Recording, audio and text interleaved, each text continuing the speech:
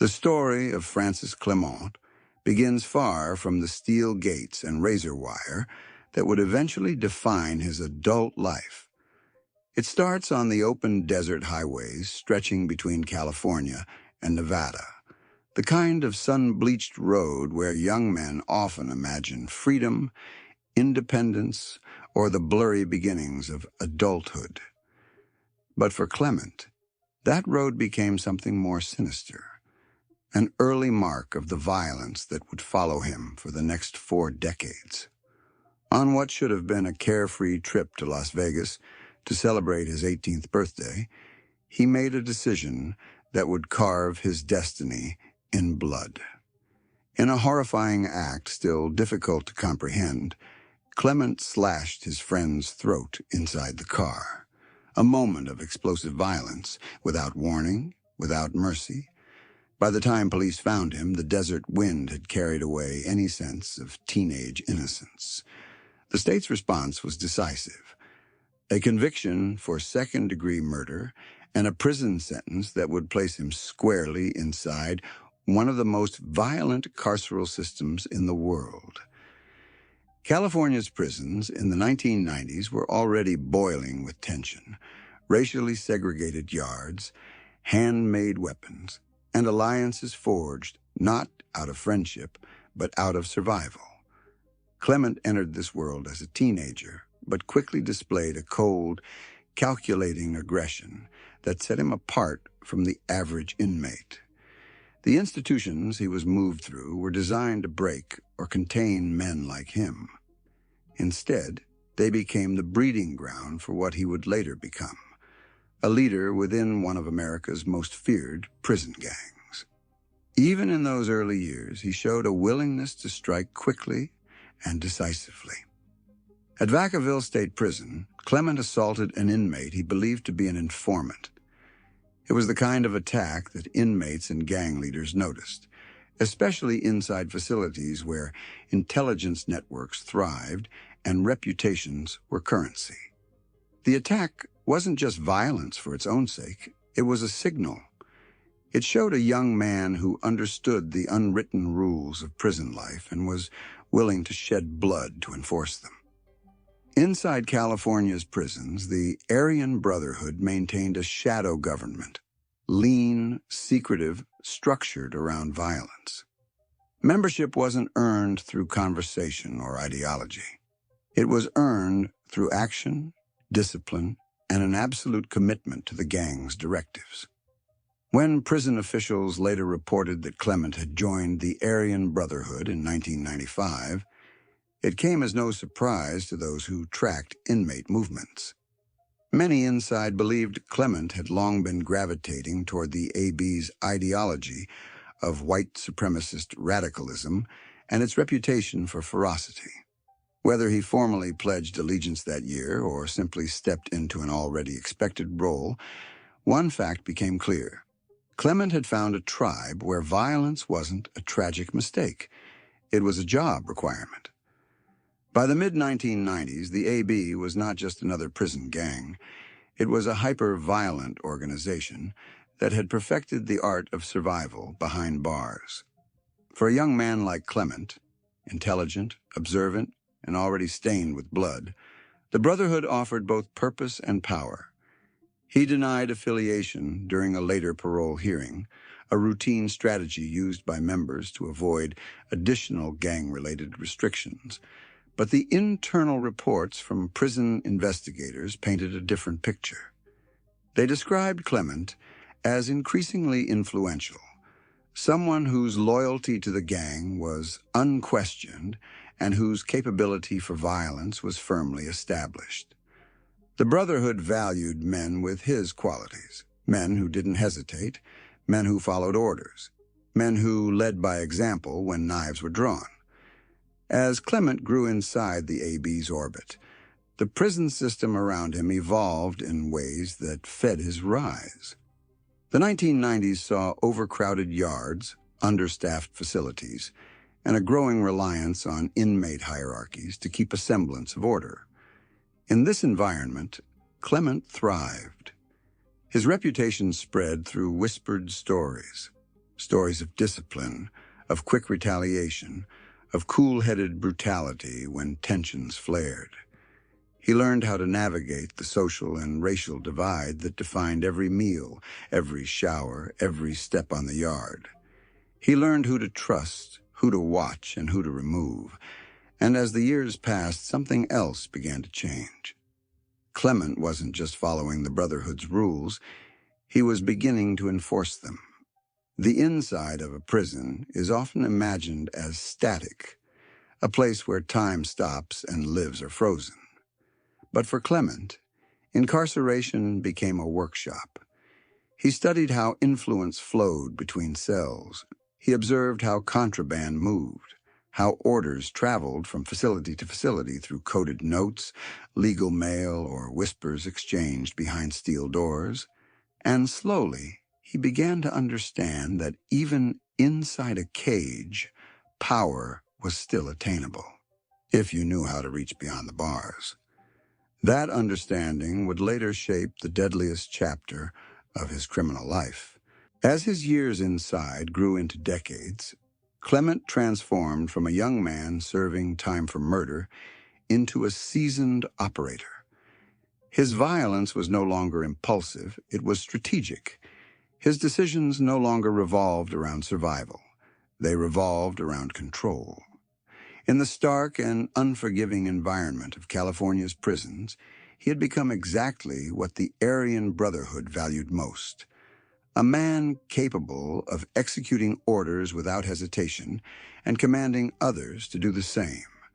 The Brotherhood rewarded that kind of commitment with influence, access to networks, decision-making privileges, and eventually leadership roles. What emerged from these early years was a man conditioned by a system that both punished and empowered him. Francis Clement entered prison as a violent teenager. He evolved into something far more dangerous, a prison general whose name would eventually be linked to extortion rings, drug trafficking networks, and multiple murders carried out at his command. Long before the world outside the prison walls learned his name, those inside already knew it. They knew him as a man whose presence meant danger, whose silence meant plotting, and whose orders, once issued, were carried out with lethal precision. And yet the most remarkable and chilling part of his story hadn't even begun. Clement had spent years preparing for a future in which walls were meaningless. A future in which he could command men hundreds of miles away. A future in which a smuggled cell phone would become more powerful than a shank. The groundwork was being laid. The seeds were growing in the dark. His reign of influence from behind bars was coming. And when it began, it would unleash a wave of violence far beyond the prison gates. By the time Francis Clement crossed the threshold into his second decade behind bars, he had already mastered the rhythms of prison life. But now his influence began shifting from the personal to the organizational. Where once he had acted as a single violent enforcer, he was becoming something far more consequential, a strategist inside a clandestine empire. The Aryan Brotherhood did not promote men through ceremony. It promoted them through necessity, through their capacity to enforce discipline, to maintain order, and to generate revenue even under the most restrictive conditions. Clement had proven himself capable on all three fronts. Slowly, quietly, his role expanded. He was no longer simply another soldier in white supremacist colors. He was becoming a conduit of decisions, a man whose instructions carried weight. Other inmates sought him out, gauged his reactions, and followed his cues. In a world ruled by fear and loyalty, Clement was becoming one of the most reliable sources of both. The Brotherhood functioned as a kind of shadow government within the prison system, and Clement was learning to navigate its bureaucracy. Every major prison yard had its own structure, its own problems, its own personalities. But the gang's internal hierarchy remained constant. A small handful of men made decisions, and everyone else obeyed them. This hierarchy relied heavily on communication, an ironic truth within an institution built on restriction and isolation. Messages had to pass flawlessly, traveling across razor wire, concrete walls, and multiple institutions. Violations of this system could lead to chaos. Clement quickly became known as someone who could maintain order through disciplined channels, someone who could interpret leadership's intent and deliver it with absolute clarity to the men who would execute it. But influence alone was not enough to run an empire behind bars. In the 2010s, a new piece of technology reshaped the landscape entirely: the contraband cell phone. For the AB, these devices were nothing short of revolutionary. They allowed leaders in solitary confinement to speak to street operatives in real time, bypassing monitored phone lines and written communication. Clement understood the power of these devices immediately. What had once taken weeks, passing coded kites through multiple hands, could now happen in minutes. Orders, updates, threats, and collections could be coordinated with an unprecedented level of precision. Investigators later revealed that Clement became a master of this underground telecommunications network. With the help of a tightly loyal inner circle, he acquired phones, stored them, and used them to build connections far beyond the prison's fences. It was around this time that Clement's partnership with Kenneth Johnson solidified.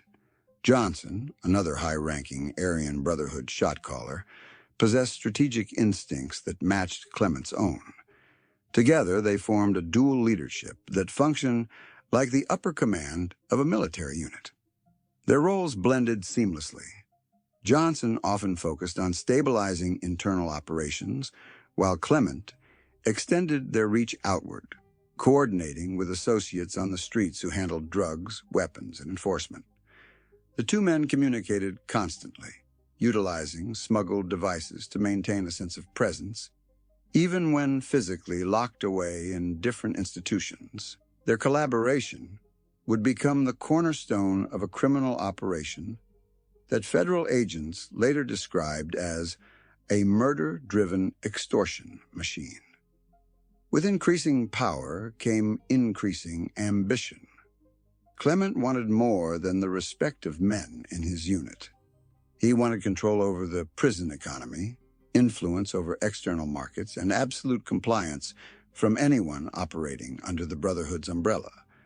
Drug trafficking quickly became one of his most profitable channels. Methamphetamine, heroin, fentanyl. These substances moved through California's prison system with alarming ease.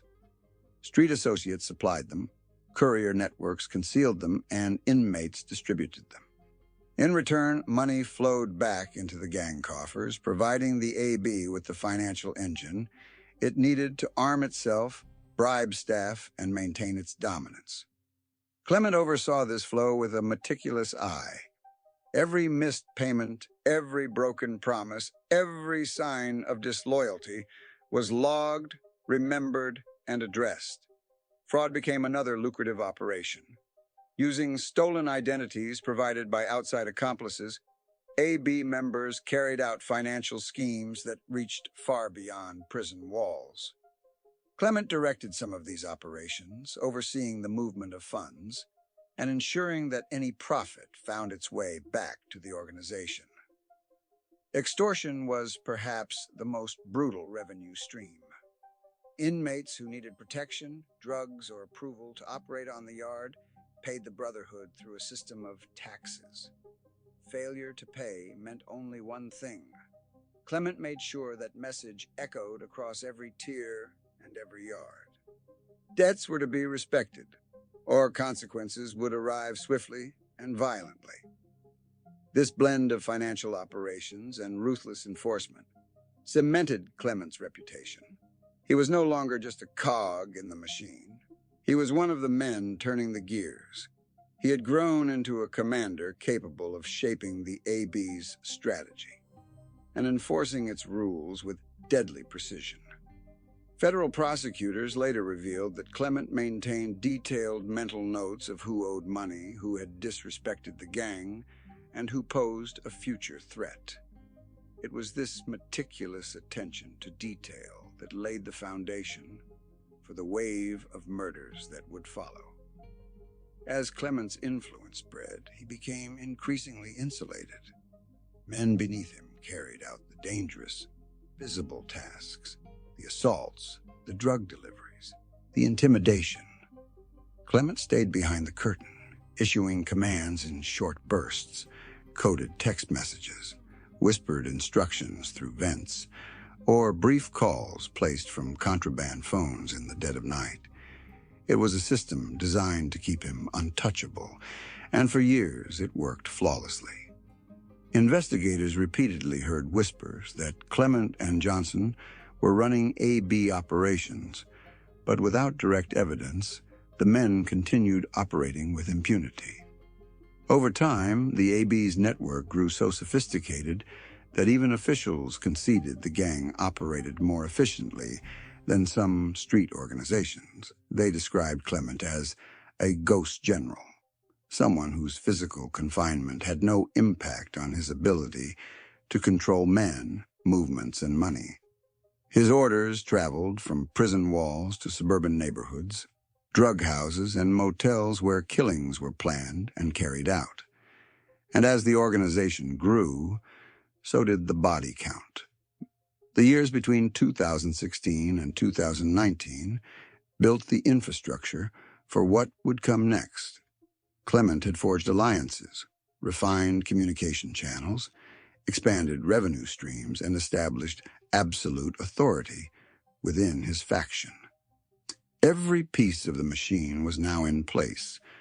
All it needed was a trigger, an excuse, a challenge, a betrayal, and Clement would unleash the deadliest years the California prison underworld had seen in decades. The stage was set. The phones were charged. The soldiers were ready. The murders were about to begin. By the time the calendar turned to 2020, Francis Clement was no longer just another Aryan Brotherhood shot caller. He had become one of the gang's most feared architects of violence, a man whose orders, delivered from behind layers of concrete and steel, carried the weight of absolute authority. The years of studying prison communication, building loyalty, and refining his ability to lead from inside a locked cell had transformed him into something rare, a fully operational crime boss whose physical captivity meant nothing. And as the outside world entered a period of uncertainty, Clement's internal empire remained cold, steady, and lethal. This was the beginning of what federal investigators would later call the murder years, a period in which debts, disloyalty, and perceived disrespect were answered not with warnings, but with executions. Inside the Aryan Brotherhood, rules are not guidelines. They are laws, unbreakable, sacred, and enforced without hesitation. During these years, Clement and his close ally, Kenneth Johnson, led enforcement operations with ruthless efficiency. One of the Brotherhood's central doctrines is simple. Punishment must be swift, and it must be final. From 2020 through 2022, Clement embraced this doctrine with a clarity that frightened even seasoned investigators. He did not need to raise a weapon himself. His influence was the weapon. His voice, carried through smuggled phones and coded messages, became a death sentence for anyone who crossed the gang. In the sterile language of prosecution, these were murders in aid of racketeering, but in truth, they were purges, violent removals of men who had broken the rules or failed to deliver what the Brotherhood demanded. The victims were often people who believed they could bargain with the gang, outrun their debts, or escape the consequences of their choices. Some owed money from drug transactions that had gone sour, either inside the prison system or in the free world among AB associates. Others were accused of informing, cooperating with law enforcement, or simply showing disrespect to a ranking member. In the underworld governed by men like Clement, disrespect is not tolerated because tolerance breeds weakness, and weakness threatens the empire. So the decisions were made, sometimes quickly, sometimes slowly, but always with the cold logic of a leader who believed absolute control was necessary for survival. Federal documents later revealed that the murders followed distinct patterns. Some victims were lured into isolated areas by men they trusted, only to be ambushed and stabbed or beaten. Others were attacked inside prison cells, where correctional officers were overwhelmed or outnumbered. On the outside, AB soldiers carried out shootings and stabbings designed to send a message not just to the victim, but to anyone watching. Clement and Johnson did not need to handle logistics. Those were handled by mid-level enforcers who relayed instructions through a blend of coded text messages, contraband phones, and in-person visits from unknowing intermediaries. Orders were kept short, often cryptic, but unmistakable in meaning. When someone like Clement said, "Handle it," the men receiving the message knew what was expected. The world outside prison walls was unaware of how meticulously these acts were planned. While many assume prison gang violence is chaotic or spontaneous, the operations conducted under Clement's leadership were anything but.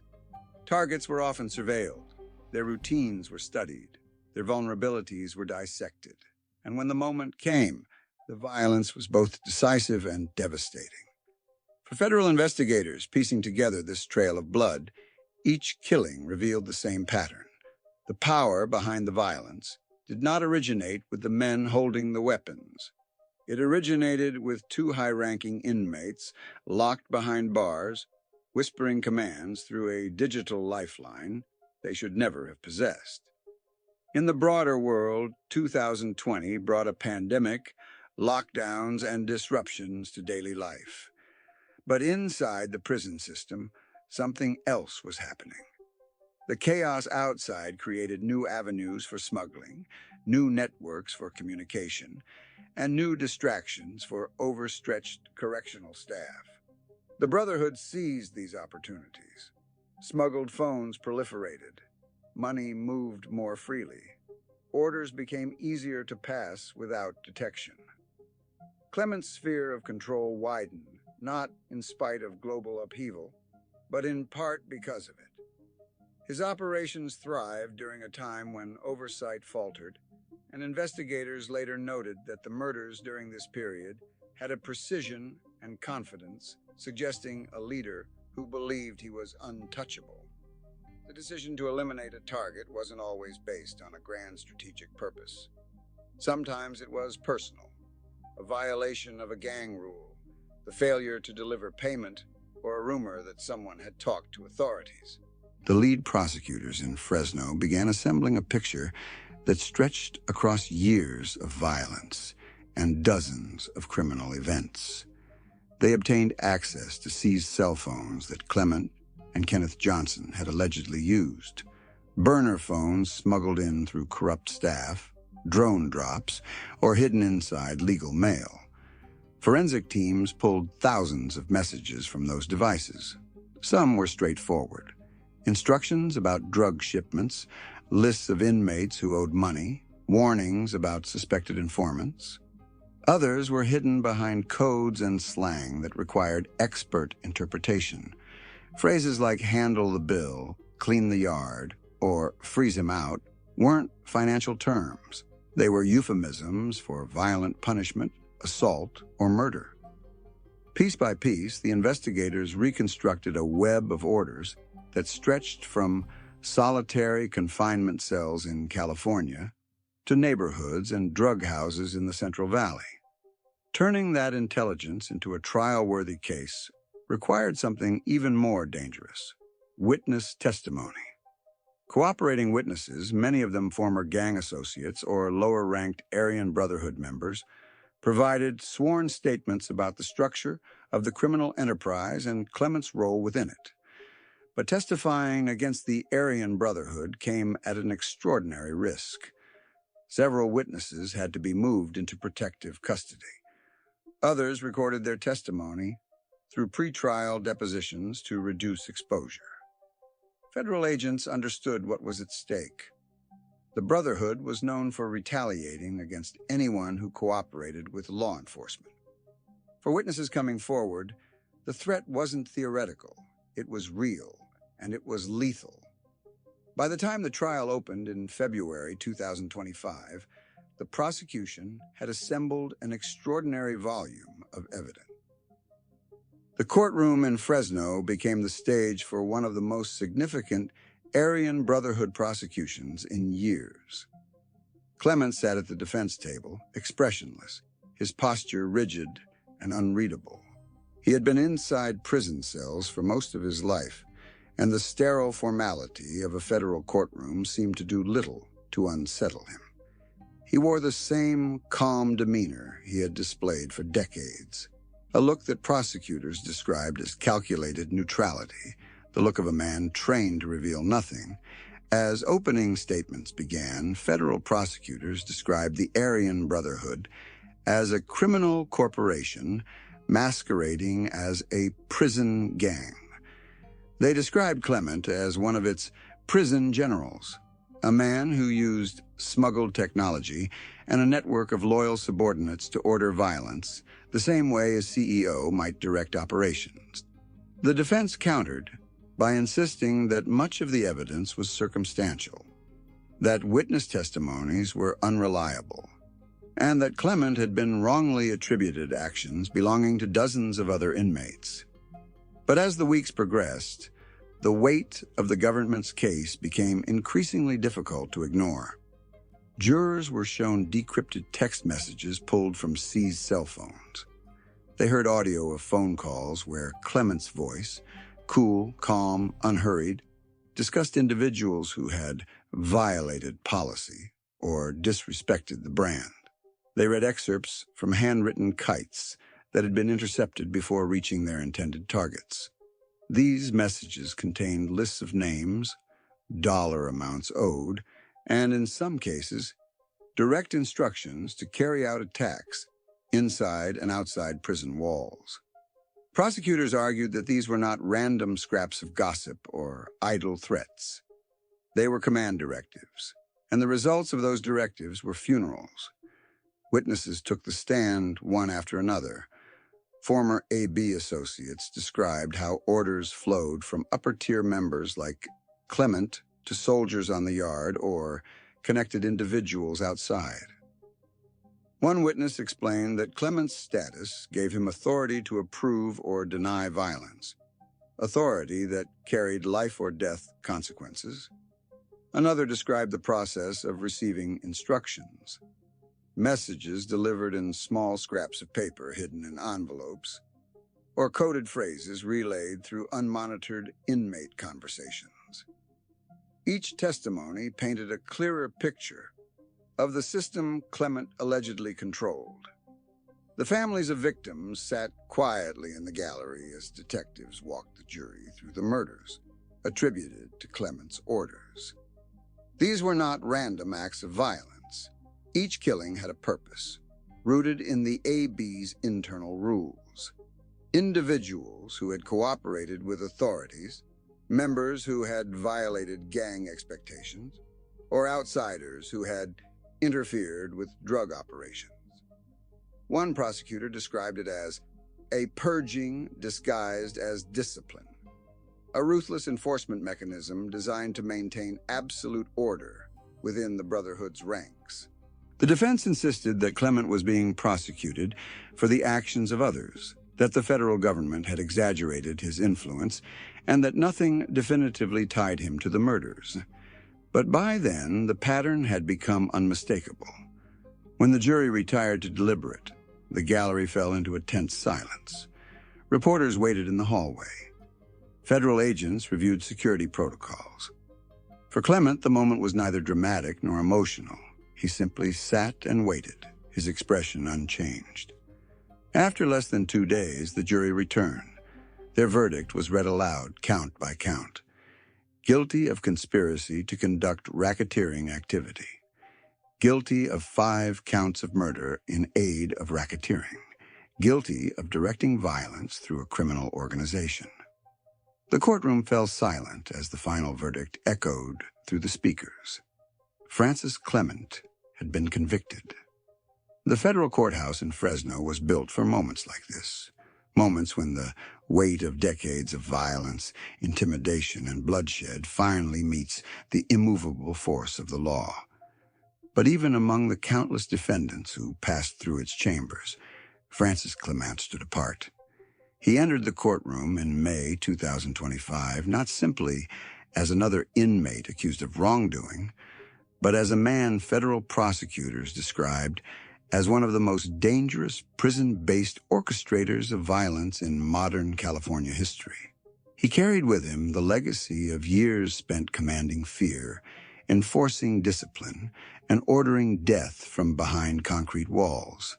And now, at 58 years old, Francis Clement was about to learn how the system would respond to the empire he had built. The courtroom was silent as the judge read through the findings. Every murder, every extortion plot, every coded message smuggled through cell phones and prison yards had been laid bare during the trial. What emerged was a portrait of a man who refused to be contained, someone who regarded prison not as a limitation, but as a headquarters. His conviction earlier that year, RICO conspiracy and 5 counts of murder in aid of racketeering, left little room for debate. The evidence had been overwhelming. The judge was now tasked with imposing a sentence that matched the scale of the destruction Clement had left in his wake. And so, with little hesitation, the decision was delivered. Life in federal prison without the possibility of parole. It was a sentence that ensured Clement would never again touch the outside world, never again see the open desert highways that once led him toward his first act of murder.